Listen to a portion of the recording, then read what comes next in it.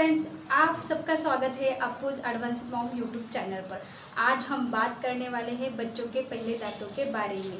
बच्चे के पहले दांत कब निकल कर आते हैं, कितने जल्दी बच्चे के पहले दांत आ सकते हैं, कितने देरी से बच्चे के पहले दांत निकल कर आ सकते हैं, और जब दांत निकल कर आते हैं उनको दर्द कब से शुरू होता है और ये दर्द कब खत्म हो जाता है। साथ ही हम ये भी जानेंगे कि जब बच्चे के दांत निकल कर आते हैं तो किस ऑर्डर में निकल कर आते हैं, और जानेंगे सिम्टम्स।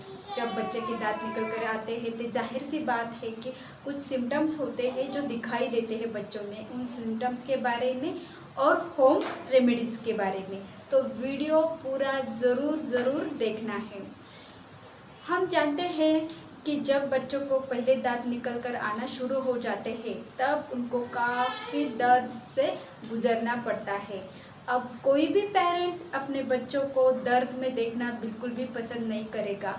अगर आप अपने बच्चों को जब पहले दांतों से दर्द होता है, जब पहले दांत निकल कर आते हैं, जब उनको दर्द होता है, उन दर्द से आप अपने बच्चों को बाहर निकालना चाहते हैं, इस पड़ाव को आप अपने बच्चों को सक्सेसफुली पार कराना चाहते हैं, तो उन सभी पेरेंट्स के लिए ये वीडियो काफ़ी हेल्पफुल होने वाला है। तो वीडियो का ही भी स्किप मत कीजिए। अब सीधा टॉपिक पे चलते हैं।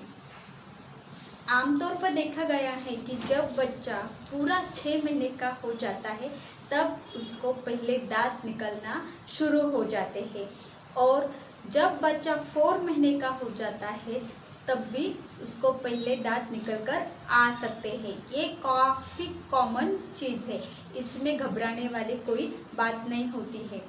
और बहुत ही रेयरली देखने को मिलता है कि बच्चा जो है वो जन्म के साथ ही मुंह में दांत लेके पैदा हो जाता है।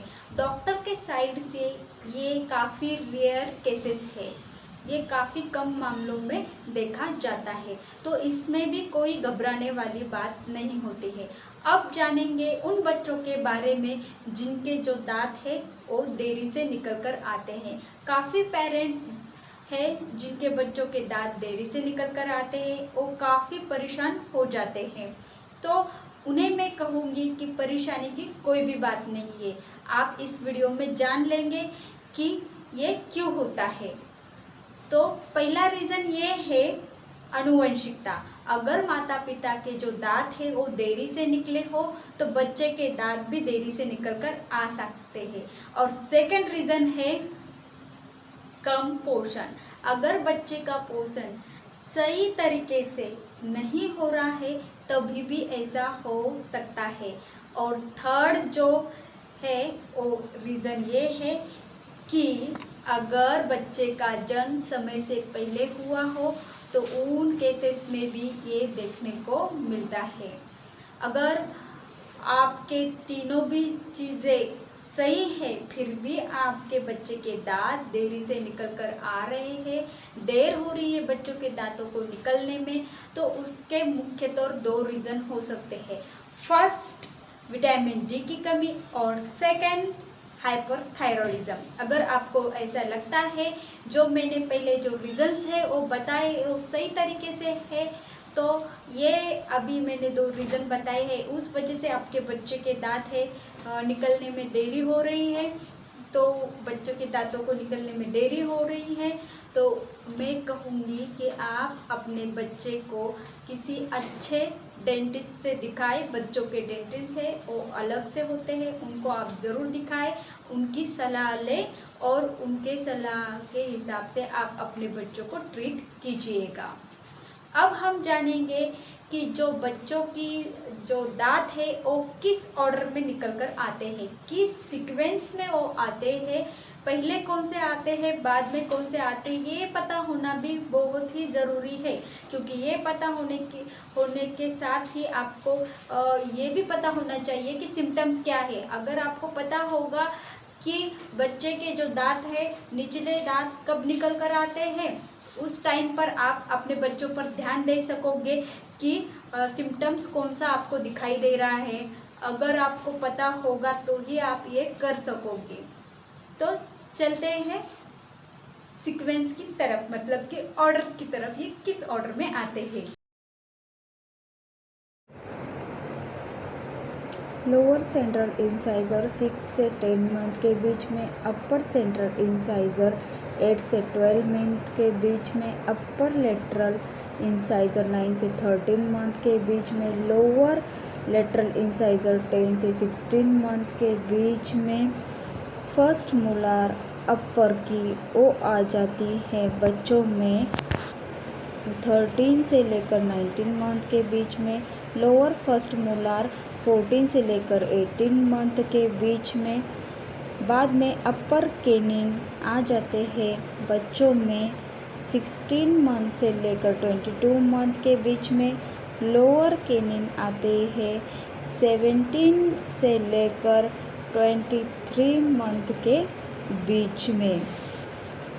लोअर सेकेंड मोलार 23 मंथ से लेकर 31 मंथ के बीच में बच्चों को आ जाती है। अपर सेकेंड मोलार 25 से 33 मंथ के बीच में। बच्चे को अपने पहले दांत निकलना शुरू हो जाते हैं उससे 3 दिन पहले या 6 दिन पहले ही बच्चों को दर्द शुरू हो जाता है। और ये जो दर्द है जब दांत मसूड़े से बाहर निकल कर आते हैं तब चला जाता है। अब हम बात करेंगे सिम्टम्स के बारे में। सिम्टम्स पता होना बहुत ही ज़रूरी है। मैं कुछ सिम्टम्स बताऊंगी, उससे आप पता लगा सकते हैं कि ये जो पेन है वो क्यों हो रहा है, कैसे हो रहा है और किस वजह से हो रहा है, ये भी आपको समझ में आ जाएगा। अब हम पहले सिम्टम्स के बारे में बात करेंगे। मसूड़ों में दर्द। मसूड़ों में दर्द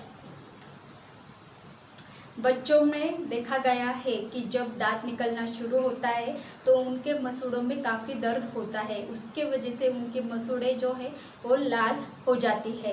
सिम्टम्स 2 है कान खींचना। बच्चे अपने कान बहुत खींचते रहते हैं क्योंकि जो मसूड़ों का दर्द होता है वो कान में भी चला जाता है। कान और मसूड़ों की जो नर्व सिस्टम होती है वो एक ही होती है, इस वजह से ऐसा होता है। अब हम बात करेंगे थर्ड सिम्टम्स के बारे में। थर्ड सिम्टम्स है लार टपकना।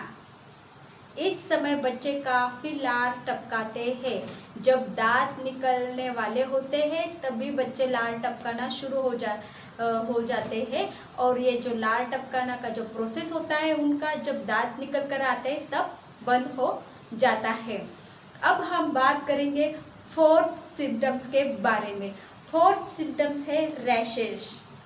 जहाँ जहाँ भी बच्चे के बॉडी पर ये लार है वो लग जाती है वहाँ रैशेस आना शुरू हो जाता है।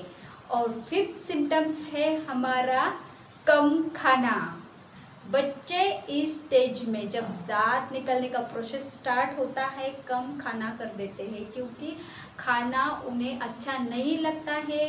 खाने के वजह से उनको दर्द भी होता है मसूड़ों में, इस वजह से बच्चे खाना भी नहीं खाते हैं ठीक से और उनकी तबीयत जो है वो ज़्यादा खराब हो जाती है। अगला जो सिम्टम्स है वो है नींद डिस्टर्बेंस। जी हाँ, बच्चे जो होए उनको दर्द की वजह से अच्छी सी नींद नहीं आ पाती है। उनका स्लीपिंग पैटर्न जो है वो काफ़ी ख़राब हो चुका होता है। जाहिर सी बात है अगर बच्चा दर्द में हो तो वो सो ही नहीं सकता है। हम बड़ों की बात देख लीजिए, हमें अगर कुछ किसी चीज़ का दर्द हो तो हम सो नहीं पाते ठीक से, उसी तरह बच्चे का भी है। और अगला सिम्टम्स जो है वो है हमारा गाल खींचना। जी हाँ, बच्चे गाल काफ़ी खींचते हैं इस समय क्योंकि उनके मसूड़ों में दर्द होता है, इस वजह से वो गाल भी खींचते हैं। अपनी गाल भी वो खींचते रहते हैं, जहाँ भी जिस साइड में भी उनको दर्द हो रहा है उस साइड की वो गाल खींचते रहते हैं। आपको पता चल ही चुका है कि ये सिम्टम्स कौन से होते हैं और कब दिखाई देते हैं? जब दांत आने वाले होते हैं, मसूड़ों से बाहर जब निकलने वाले होते हैं, तब ये सिम्टम्स हमें दिखाई देते हैं। मैं और एक बात कहना चाहूँगी, बच्चे अगर ज़्यादा कान खींच रहे हैं तो सिर्फ इसकी वजह एक ही नहीं हो सकती कि बच्चों को दांत निकल कर आ रहे हैं। इसके कई और भी वजह हो सकती है। अगर आपको ऐसा लग रहा है कि ये दांतों की वजह से नहीं हो रहा है तो आप डॉक्टर की सलाह ज़रूर लीजिएगा। ये आपके लिए बहुत ज़रूरी हो जाएगा तब, जब बच्चे अगर दांतों की वजह से कान नहीं खींच रहे हैं तब।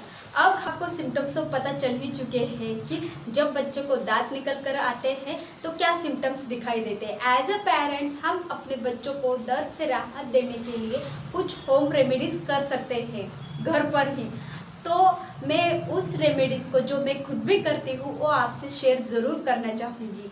फर्स्ट ये है कि आप एक कॉटन का कपड़ा लीजिए, उसे ठंडे पानी में भिगोइए, अच्छे से निचोड़ लीजिए, फिर उसे अपने बच्चों को चबाने के लिए दीजिए, क्योंकि इससे उनको काफ़ी राहत मिल जाएगी कपड़ा ठंडा होने की वजह से। सेकंड है कि आप दही और सेब का सॉस बनाकर अपने बच्चों को खाने के लिए दीजिए। इसके वजह से भी उसके जो दांत है, मसूड़े हैं, उसको काफ़ी राहत मिल जाएगी।